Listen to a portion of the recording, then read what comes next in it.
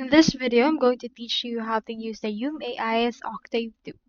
So using the Octave 2, you can generate a voice by either cloning your own voice with a short audio sample or by using a voice design prompt to create a custom voice. First, head over to the Hume AI platform by going to hume.ai and you should be able to see and hear this. Input right here the actual text that you would want to use. I'll just use right here this one. You can either choose to narrate a story or conversational option. Click on right here under the voice and you can see right here some options.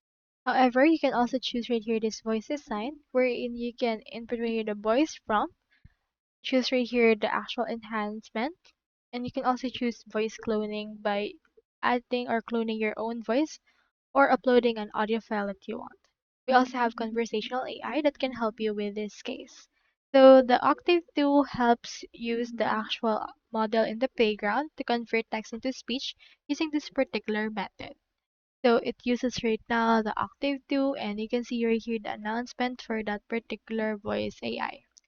So that's all there is today and I hope this video helped you out.